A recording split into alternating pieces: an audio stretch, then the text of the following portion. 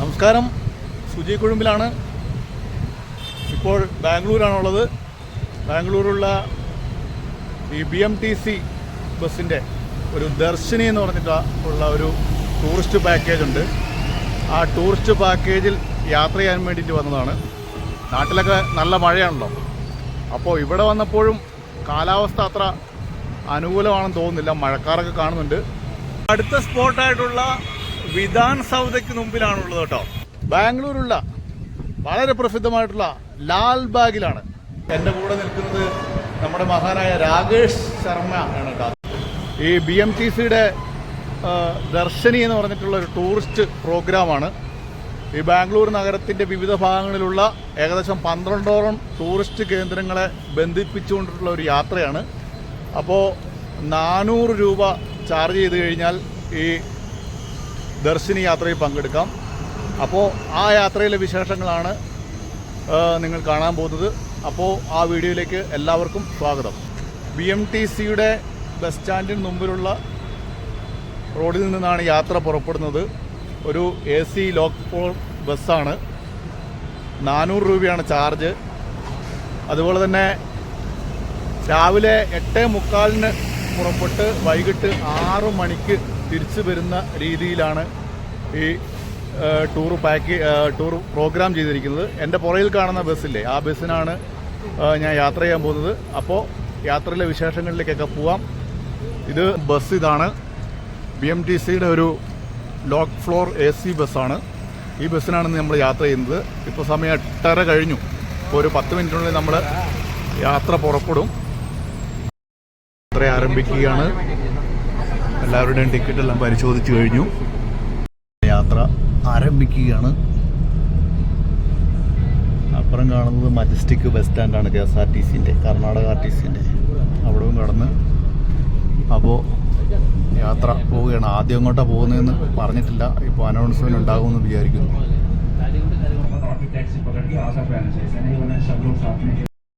അപ്പോൾ ദർശിനി യാത്രയിൽ ആദ്യത്തെ സ്ഥലമെന്ന് പറയുന്നത് ഇസ്കോൺ ടെമ്പിളാണ്. ഇതാണ് ഇസ്കോൺ ടെമ്പിൾ. ബാംഗ്ലൂരുള്ള പ്രസിദ്ധമായിട്ടുള്ള ഇസ്കോൺ ടെമ്പിളിൻ്റെ സ്ഥലത്താണ് എത്തിയിട്ടുള്ളത്.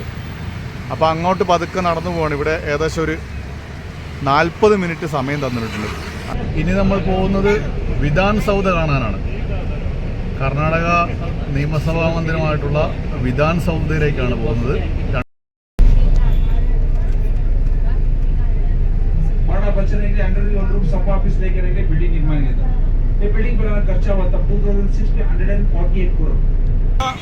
വിധാൻ സൗദയ്ക്ക് മുമ്പിലാണുള്ളത് കേട്ടോ.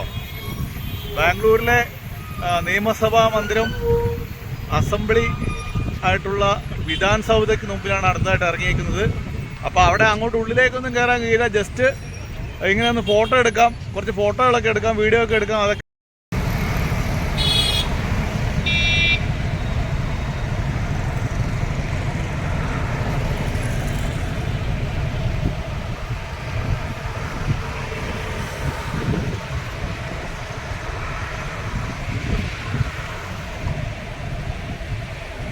ബാംഗ്ലൂരുള്ള ടിപ്പുവിൻ്റെ സമ്മർ പാലസാണ്.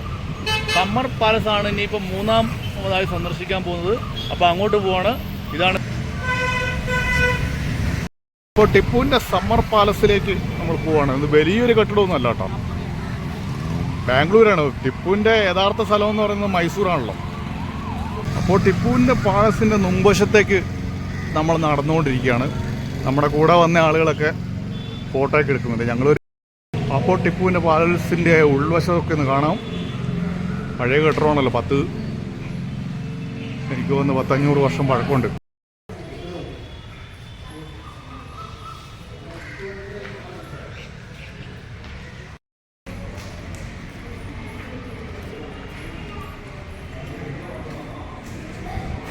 അപ്പോൾ ഈ BMTCയുടെ ദർശിനി പാക്കേജിന് വന്നു കഴിഞ്ഞാൽ ഇങ്ങനെയുള്ള സ്ഥലങ്ങളൊക്കെ നമ്മൾ വലിയ കഷ്ടപ്പെടാതെ കാണാൻ പറ്റും കേട്ടോ.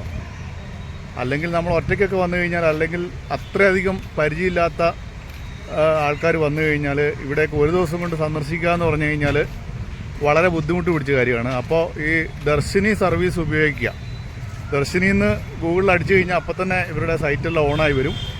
അവിടെ ബുക്ക് ചെയ്യാം. ഇപ്പം ഞാൻ വന്ന ദിവസം വലിയ തിരക്കൊന്നുമില്ല. ഇവിടെ ബുക്ക് ചെയ്ത ഒരു 10-20 പേരേ ഉണ്ടായിരുന്നുള്ളൂ. അതുകൂടാതെ ഇവിടുന്ന് വന്ന് ടിക്കറ്റ് എടുത്തവരും ഉണ്ടായിരുന്നു 5-8 പേര്.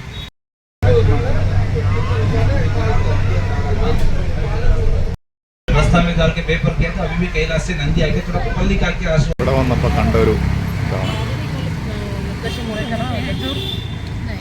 അപ്പോൾ ലഞ്ചിനുള്ള ബ്രേക്ക് എടുത്തിരിക്കുകയാണ്.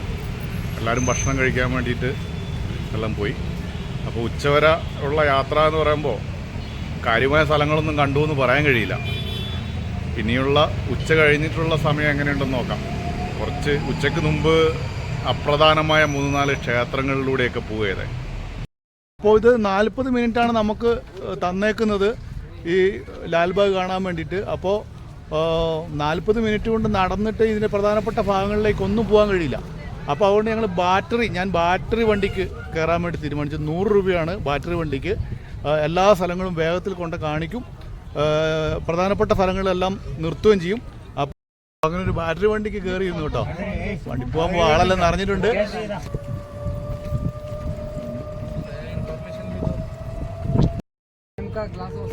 ये जनवरी 26 अगस्त 15 रिपब्लिक डे और इंडिपेंडेंस डे उसके अंदर फ्लावर शो एग्जीबिशन लगता है. ലാൽബാഗിലുള്ള പ്രസിദ്ധമായിട്ടുള്ള ഗ്ലാസ് ഹൗസിലാണ് എൻ്റെ മുമ്പിലാണ് ഇപ്പോൾ ഞാൻ നിൽക്കുന്നത്. അപ്പോൾ ലാൽബാഗിലെ കാഴ്ചകളൊക്കെ കണ്ടതിന് ശേഷം വീണ്ടും നമ്മുടെ ബസ്സിലേക്ക് കടക്കുകയാണ്. അടുത്ത സ്ഥലം ഏതാണെന്ന് പറഞ്ഞിട്ടില്ല. അപ്പോൾ അടുത്ത സ്ഥലത്തേക്ക് നമ്മൾ പോകട്ടോ. ചെറിയ ദർശന യാത്രയിലെ അടുത്ത സ്ഥലം എന്ന് പറയുന്നത് ബാംഗ്ലൂരുള്ള സയൻസ് പാർക്കാണ്. അപ്പോൾ സയൻസ് പാർക്കിലേക്ക് നടന്നു പോയിക്കൊണ്ടിരിക്കുകയാണ്. 85 അടുത്തായി ഇവിടെ നിങ്ങോട്ട് താഴോട്ട് നോക്കുമ്പോൾ വിവിധ തരത്തിലുള്ള എൻജിനുകളാണ് കേട്ടോ. ക്രയോജനിക് എൻജിൻ്റെ ഒക്കെ ഭാഗങ്ങളാണ് ഇവിടെ പ്രദർശിപ്പിക്കുന്നത്. ആദ്യത്തെ വിമാനം ഉണ്ടോ, റൈറ്റ് സഹോദരന്മാരുടെ ആദ്യത്തെ വിമാനത്തിൻ്റെ മാതൃകയാണ് ഇവിടെ. രാകേഷ് ശർമ്മയുടെ ഒപ്പം നിന്നൊരു സെൽഫിയൊക്കെ എടുത്തിട്ടോ. നമ്മുടെ ഇന്ത്യയുടെ അഭിമാനമായിട്ടുള്ള ബഹിരാകാശ സഞ്ചാരിയാണ് രാകേഷ് ശർമ്മ. അപ്പോൾ ഈ സയൻസ് മ്യൂസിയത്തിലേക്ക് തീർച്ചയായിട്ടും നിങ്ങൾ ഓരോരുത്തരും വരണം എന്നാണ് എൻ്റെ അഭിപ്രായം. ലാസ്റ്റ് പോയിന്റിലെത്തി.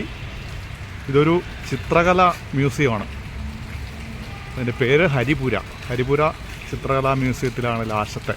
ഇവിടെ പ്രഗത്ഭരായിട്ടുള്ള ചിത്രകാരന്മാരുടെ ചിത്രമാണ് പ്രദർശിപ്പിച്ചിരിക്കുന്നത്. അപ്പോൾ അങ്ങോട്ടാണ് നമ്മൾ കടക്കുന്നത്.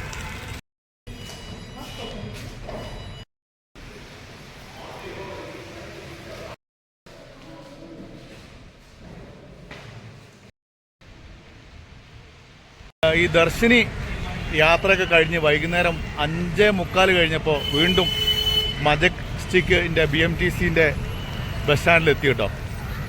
അപ്പോൾ ദർശിനി യാത്രയുടെ വിശേഷങ്ങളൊക്കെ നിങ്ങൾക്ക് ഇഷ്ടപ്പെട്ടു എന്ന് വിചാരിക്കുന്നു. ഇഷ്ടപ്പെട്ടെങ്കിൽ വീഡിയോ ലൈക്ക് ചെയ്യുക, ഷെയർ ചെയ്യുക. യഥാർത്ഥത്തിൽ ദർശിനി യാത്ര കൊണ്ട് പ്രയോജനപ്പെടുന്നത് ഈ ബാംഗ്ലൂരിനെ കുറിച്ച് ഒന്നും അറിയില്ലാത്ത ആളുകൾക്കാണ്.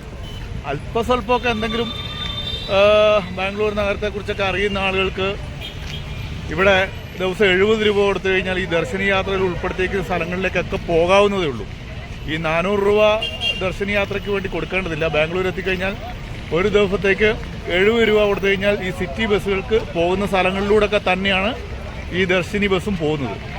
അപ്പോൾ അത് ശനിയും ഞായറും ഈ നന്ദി ഹിൽസിലേക്കൊക്കെ പോകുന്നുള്ളൂ. ഇട ദിവസങ്ങളിൽ ഈ നന്ദി ഹിൽസ് പ്രതീക്ഷിച്ച് വരുന്ന ആളുകൾക്ക് നിരാശയായിരിക്കും. ശനി ഞായർ ഒഴിച്ചുള്ള ദിവസങ്ങളിൽ നന്ദി ഹിൽസിലേക്ക് ഈ ബസ് പോകുന്നില്ല.